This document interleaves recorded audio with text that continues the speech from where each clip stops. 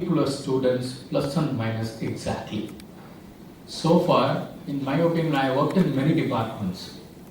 After coming into school education, I found this is one particular department, one particular area, one particular sector, which is enjoying huge degree of freedom. I found that the government is releasing contents, and stop with that. Academic monitoring is absolutely difficult in so many 50,000 schools and how they are functioning. Academically monitoring is always difficult. I always used to comment on them that there are 50,000 little republics in the state. They administer on their own. Academically monitoring is highly difficult, highly niche area, highly technical area. It's very difficult to pedagogical elements being monitored into by a central authority. If you are worried about that, digital assessment will come in handy. Digital assessment, in my opinion, exactly fits into the LMS part. It starts with providing digital content. Digital assessment is the other end. I have seen many portals of beaming digital content and monitoring minutely through LMS that at which second it's being replayed. The society, the student belonging to a different gender, different region, community, caste, how they are behaving to a particular content and a particular second. By using that, they will be either come to a conclusion whether the content is user-friendly or it should be presented in a different manner. It starts with that. The digital assessment also, in fact, we have been preparing item-wise analysis. All the items we are tagging, whether it belongs to the category of easy, medium, and difficult, and then belonging to which topic and all. Say 50 questions are being posed to a particular student. He answers 50 questions. The final result is 45 out of 50. So far, only the summary will tell you that great, you have scored only 45 to 50. All the best wishes. But ideally, a digital assessment tool will provide the student that great, you scored 45 out of 50. You've done extremely well in following topics, but you need improvement in the following topics. This is the personalized treatment given to a student. This is what needed in the current era. Currently, 50 or 100 old, 100 and old kids are studying. It's a monotonous, uniform way of teaching without any personalized treatment. Digital assessment will provide that particular concept. It will assess the students personally. It will assist the teachers do it proactively, professionally, smartly, and the parents will come to know where their students do really stand. Many of the students, especially in a competitive world, they have to measure themselves and where do they stand vis-a-vis the other kids. This is another important way of doing it. And digital assessment will provide you the two-way traffic. The teachers will get benefit out of it. Item-wise preparation, it will really make the students and as well as the teachers to be more professional. Even I have seen in many organizations, I work in Public Service Commission, which recruit thousands of potential employees to the government, and TAMILNADU Public Service Commission and all. I have seen in many places that item-wise analysis, difficulty level, if the teacher predicts it as the question setter comes out with the item-wise analysis that this belongs to an easy category or medium category or a difficult one, the digital assessment results will give you the reverse trend. The question marked as easy probably would have been the most difficult one, and then students would have really flunked at that particular thing. It will give you reverse opinion or feedback. It's a kind of feedback. So it will really assess, reassess, improve the skills of even item-wise preparation also. So digital assessment is a very important tool. At the same time, it has got its own limitations. Number one, the penetration of technology. Probably it may benefit the metro students and taking it to the masses will be always a challenge. Mobile could be one particular solution for that. Being an administrator, probably will have to think about the reach and quality of the service. Number two, probably the comprehensive skills probably will be very difficult to get assessed in the digital format. So one has to really think about it, whether the stylus-based tab probably will provide you the solution or not. Probably only the future has to needs to pan out the kind of solution for us. So definitely interesting times are ahead, and we'll be very interested to know how the star is performing in this field. So we would like to passionately listen to that, and it's a collaborative effort. A public entity like us listening to the century-old organization like you, that how you are faring. Probably when you feel that it should be taken to masses, we will be the best person to give you the big data analysis and how best it can be done. In fact, when we prepared our new textbooks, we analyzed your books page by page. In fact, I was flipping through the social science book of your own organization, which my daughter proudly carried, and compared with my own preparation, which comes on 6th. And I reserve my comments, and only the audience have to say after seeing my books. But definitely my products and our new textbooks, we have compared with all other textbooks in the country, taken out the beautiful positive aspects of it, and blended a new model which will suit us. Definitely it has to suit our clientele. We have introduced new models, including glossary. Probably the bilingual thing is always difficult in rural areas. We have done that. We have provided the QR code, we have provided the unique items, and new models, everything we have done. Most importantly, the technological part. The technological part also, we are doing it.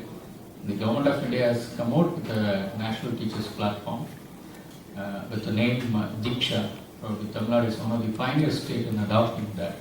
So we will extensively use that particular portal in hosting most of our e-books, additional resources, and as well as assessment also. So interesting times are ahead. From the government, we are looking at new initiatives, how better we can shape our kids, and especially students in Tamil Nadu. Especially the Tamil Nadu scenario, the middle class aspirations are always towards the professional courses. That's the dream. So we are trying to address that. So I'm really excited to see the star, how great the box office impact it could make. Thanks a lot. And including practitioner research, language assessment, and English language proficiency development.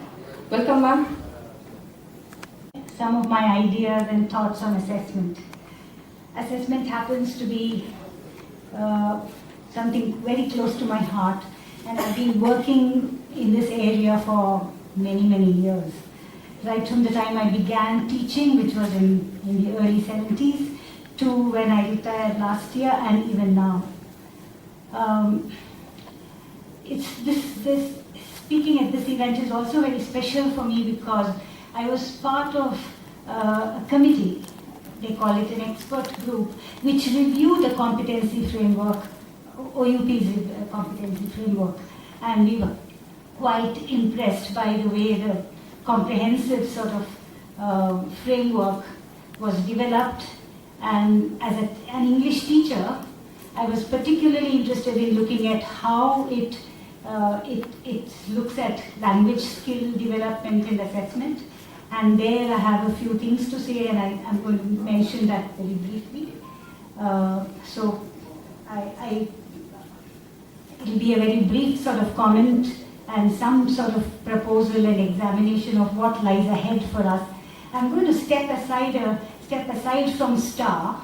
I'm not going to look at that or give my comments on it, but I think as a student of assessment, how do I see assessment happening at the school level and where do I see it going is what I'm trying to focus on. Very quickly, what are the important considerations that we need to take care of in assessment of any subject, any level for that matter? There is something called washback validity. Washback as in what kind of impact tests have on teaching and learning. Now, especially high-stakes tests, that is final exams, summative exams and board exams and so on, have a tremendous impact on what teachers and students do in the classroom. If, for example, from a language point of view, if you test speaking and listening at the secondary level, then that gets taught in the classroom. If that doesn't get assessed, then it's ignored because that's not seen as important. Now that's what I mean by washback validity. So I think tests have to have a strong washback validity for it to have a positive effect on what happens in the classroom, how parents view it, and therefore we have to keep that in mind. So if we do bad assessment, it's invariably going to affect teaching and learning badly, to put it very simply. So we need to consider that. Bias for best. Now this doesn't sound right maybe, but what is meant by that is we have to make our tests in such a way that we get the best out of our children.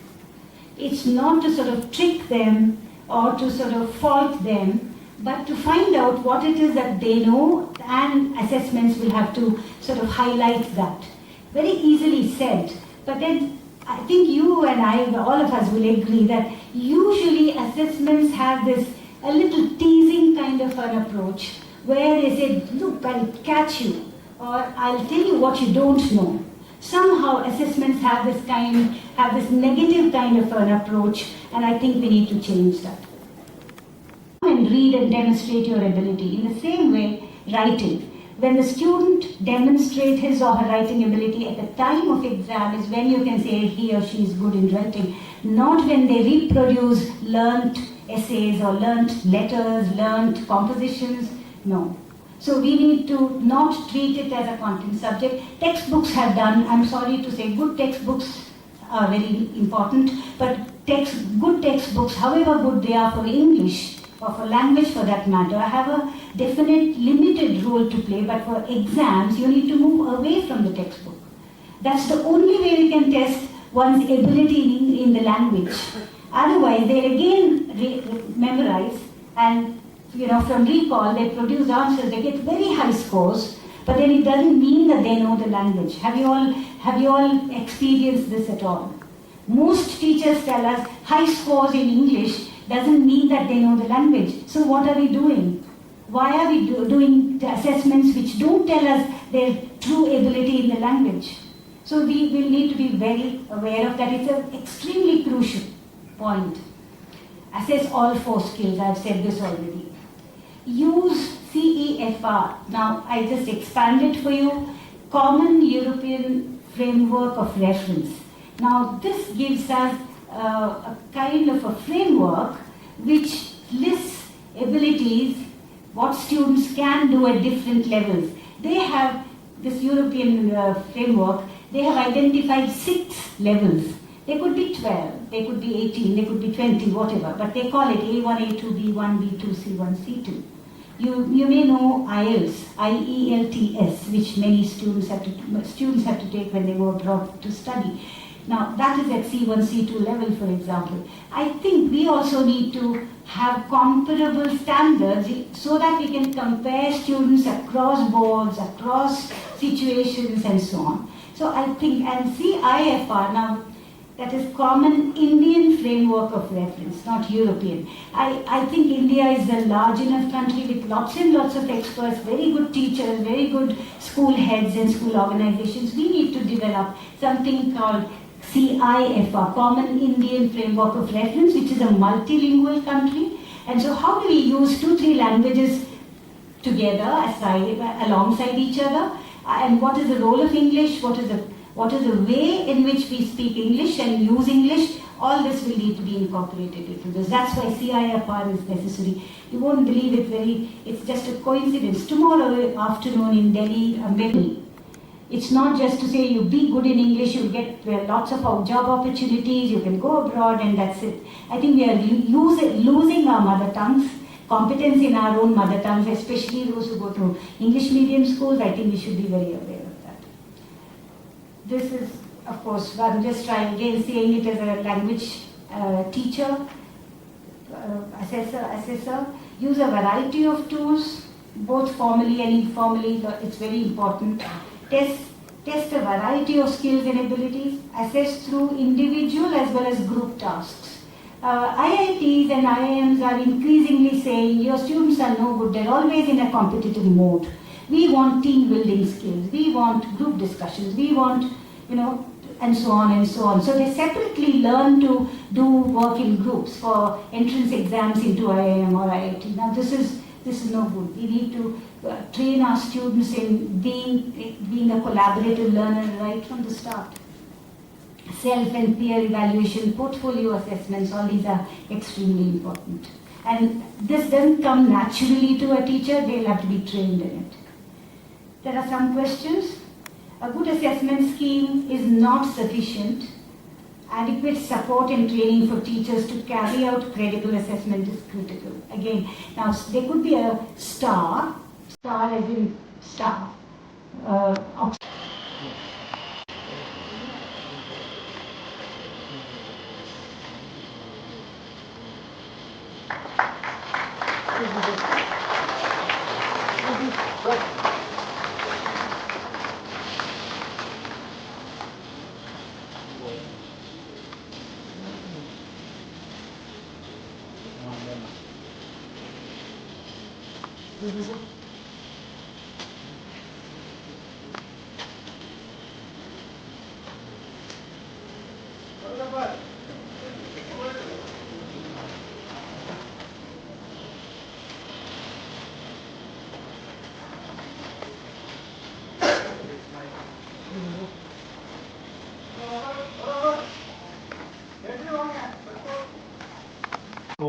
Administrators from schools in the region, to our media colleagues, and to my friends and colleagues from OUP from all around the world. It's really fantastic that you could be here, and I am myself delighted to be here. I'm a regular visitor to India. India is a very important market for OUP. As you heard earlier, it's one that we've been in for over 100 years. Not as somebody supplying from outside, but very much as an indigenous publisher within India across all sectors in the education and academic system, working in partnership with that system to improve outcomes. As you also heard, Oxford University Press is a department of the University of Oxford. We can trace our origins back 500 years, not quite as far back as the university itself, which has a history of over 800 years. But our objective is that of the university. We are a purpose-driven organisation, not a business-driven organisation. We believe and want to support excellence in research, education and scholarship, and we achieve that through publishing worldwide. And there are some important principles that apply to our activities all around the world that I think underpin our success. The first is that we only operate in scholarly or education markets, not consumer markets. The education market obviously includes the teaching of English, which is a very important part of our operation. Principles that we adhere to, we want to reach as many people as we can around the world, so that encourages us to be a global organisation, one present in as many countries as we possibly can be, and like in India, to be a local organisation, one that is part of the system rather than a supplier from the outside. Secondly, we believe in quality, so we put everything we do through very, very rigorous standards and processes overseen by the University of Oxford to make sure that we support their objectives properly and that we enhance their reputation. We operate to the highest ethical standards, both as individuals working together in the organisation, but also in business terms and within the societies that we operate. We're an intellectual property organisation, so what we produce is done in partnership with others and in the hands of those in the education sector or the academic research sector, we give them more power to achieve their outcomes. And our outcomes and objectives are an increase in knowledge, better educational outcomes, people able to achieve their full potential. And we, throughout OUP, the 6,000 people that work for the organisation, that's something we think about every single day. Now, in the education market, there are some further principles or observations that I have around what makes us successful. Certainly, being in as many countries as possible is important. Partnership is integral to our activity. So we understand that education systems are complex, they involve many stakeholders, it's a very professional system, and we know that we can help others achieve their objectives by working in partnership with them, and we can therefore achieve our objective. It's quite fitting that we're in Tamil Nadu for this launch of this very important product. Tamil Nadu is the most important state for OUP. It has a government that really cares about education and is constantly looking to improve. It works in partnership with us and other players, just as you were talking about the curriculum reform, chief guest that you're implementing right now. We, OUP, have worked in partnership with the government to produce teacher resource material. So they wanted to work with us, and we were able to help support them in their objectives. So it really does embody some of those, Tamil Nadu embodies some of the principles that I said that were important. The other thing that's really a factor in education markets is the youth to celebrate it. So I thank you very much again for coming to chief guest, to our keynote speaker, and I look forward to enjoying the launch of this and tea with you afterwards. Thank you very much. And a warm welcome to you all. I'll take you through a brief introduction of what Oxford Star is, then I'll take you through the reporting structure of Oxford Star. Later on, you can also experience it on the Experience Zone, the web tool and what it offers.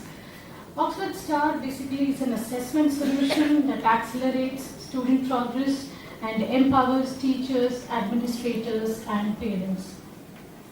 To expand on what the definition talks about Oxford Star, it's a very comprehensive acceleration solution.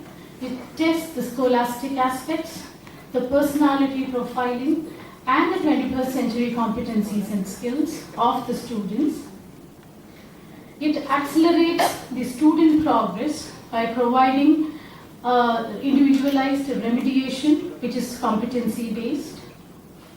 It empowers the teachers and principals through a very detailed and deep, powerful reporting system. Oxford Star is meant for classes 5, 6, 7, and 8, and it is ideally taken twice a year, once during the beginning of the year, and once just before the midterm, the second term. And it offers English, Maths, Science, and a personal and social competence test, which takes care of the behavioral aspects. The main highlights of Oxford Star are, it is built on a STAR competency framework, which covers more than 50 skills and sub-skills, and includes the scholastic and the co-scholastic learning outcomes. It has a very rich and deep analytical reporting system that is meant for all the stakeholders in the education system, meaning the students, the teachers, principal, and the parents. It has a very flexible delivery option in the sense it can be taken through pen and paper, and it can be taken through an online mode. It also provides a comparative progress chart over the years and for peers, and along with a competency-based remedial measure.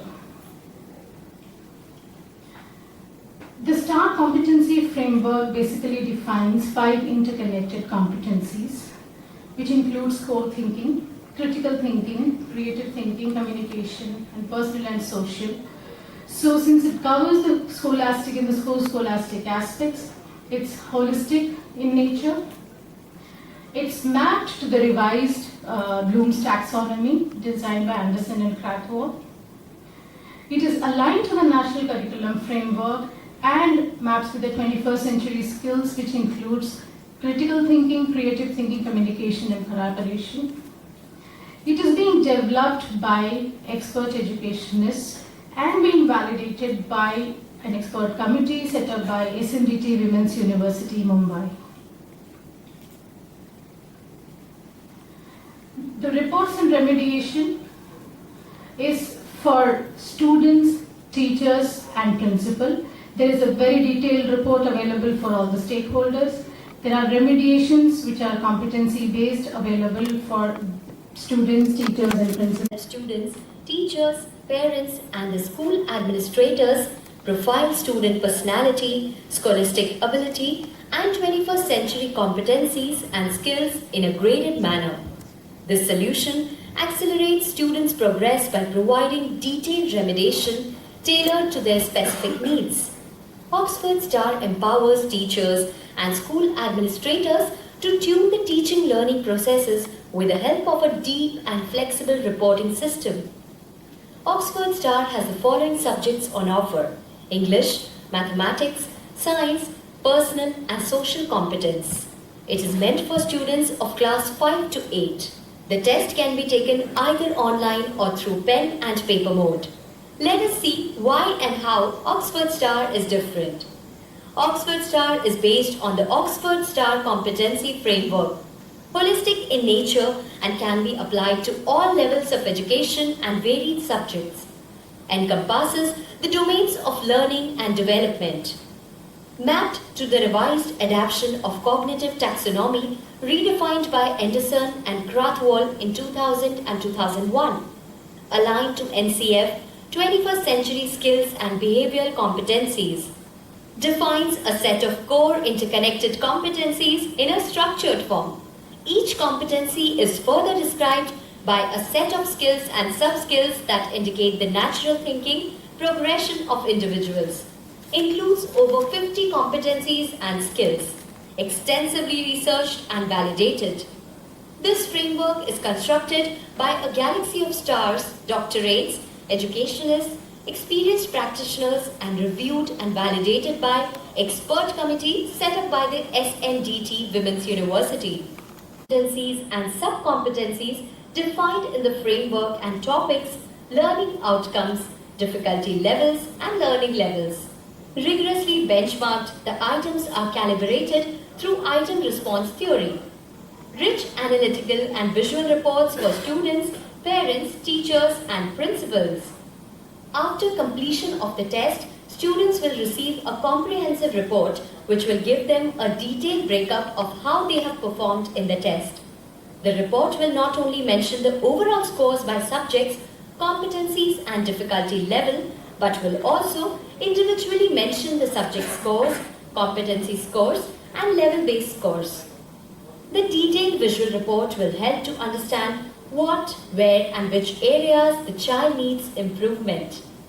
The report will provide detailed outline of subjects, competencies including behavioral difficulty levels and learning orientation.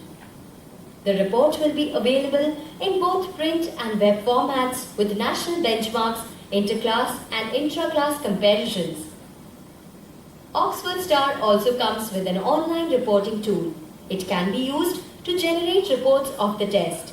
This will help in monitoring the students' progress and provide support to teachers. Reports will showcase 3 views of performance: subject-based, competency-based, and difficulty level-based. Personality profiling will showcase the learning orientation of each student along with mapping to behavioral competencies. Reports will also include competency-based remedial measures for effective learning.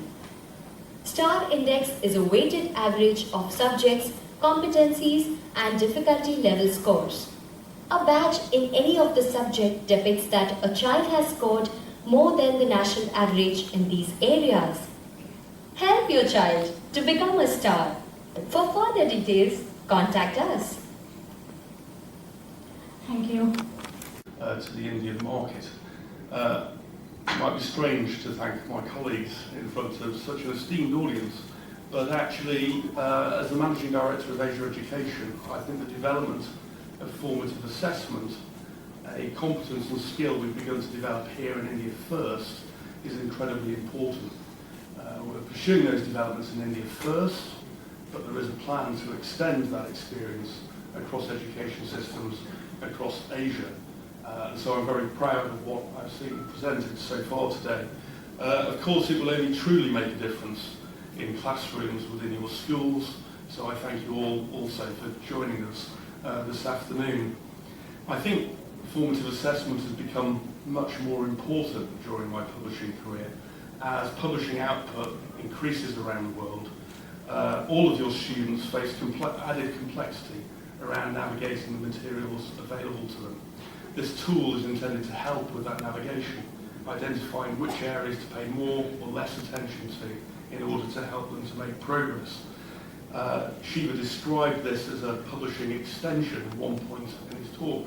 Well, we've always done quizzes and we've always done tests, but we've begun to apply an added level of rigour that we've learned from the professional assessment colleagues, some of which you've heard talk this afternoon, and to apply that into this assessment service. Mr. Udachandran also, I'd like to thank, he correctly identified what I think are two of the biggest challenges for all materials provision within schools. He talked very eloquently about the integration and blending between the different media. I think digital delivery will make a fundamental difference in education systems when it provides something of additional benefit to teachers and educators. So the integration of video or audio with the print text is really important, not simply the reproduction of the print text. And again, I think assessment has an incredibly important role to play in that, in helping students to navigate that system. He also began to talk, and I think there was a deliberate connection perhaps with the keynote speaker that followed, around the importance of language in assessment, and of course we applaud the extension of that decision to allow for colloquial language responses within assessment, because assessment must also address many forms of diversity, and diversity of language is one part of that. I could make a very strong case for Oxford University Press being well equipped to address that diversity, given the number of countries and languages in which we operate, and we're more than happy to support that if there is a role in the education systems that we serve. Rama then did pick up that theme of language in assessment, and I think that is really important. If there's any opportunity for Oxford University Press to support the development of the CIFR, we'd be very happy to carry on these conversations after this meeting. But I've come to learn a lot more about the importance of language and assessment, because in addition to my work in Asia, I'm a director of Oxford AQA, a partnership between the leading exam board in the UK and Oxford University Press. And we wish to take GCSEs and A-levels into international schools around the world based on fair assessment principles in which language is critical. As a brief aside, I was in a recent presentation of those assessment offers in the Middle East and saw a past paper from one of our competitors talking about a caravan.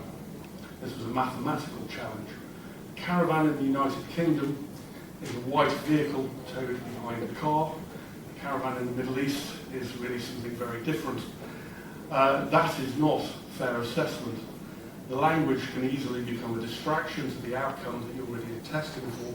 And with all of the assessment that you'll get from Oxford University Press or Oxford AQA, a high level of attention has been paid to language, initially in English, but as with our history, there are many other possibilities to move into other areas. I'd like to thank Uma for the presentation because it talks about some things that we've learned, the absolute critical nature of item design. Does this really test the key learning that you've been through? Does it assess it fairly and accurately? And given we need to randomise some of the questions that students take for formative assessment, have we validated the equivalency of each of those tests? That is very important.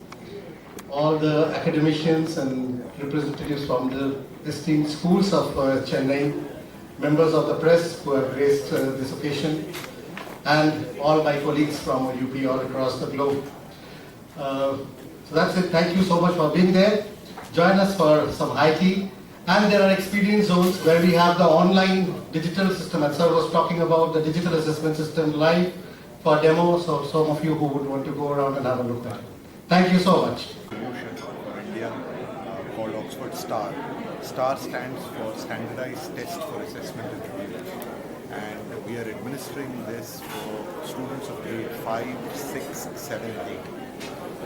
The STAR assessment is in 4 areas: English, mathematics, science, and social and personal skills. This will be administered to students across those grades through the schools. We will have this assessment twice a year, once at the beginning of the school year in the first term and one in the third term towards the middle of the school year. For us, this is a logical extension of what we do in terms of academic publishing for schools by extending our product range to a very important service that measures learning outcomes. Increasingly, all of the exam boards, CBSE, ICSE and the state boards are focusing on learning outcomes, rightly so. So STAR is a formative assessment tool that will give learning outcomes with a particular focus on strength areas of the students and areas that they need to improve. It is a tool for teachers. It is built on what we call the STAR competency framework that tests students across more than 50 skills in terms of comprehension, and it tests them across 21st century skills, which is creative thinking, critical thinking, communication, collaboration. So it is extremely important and a very big day for us as we launch this today.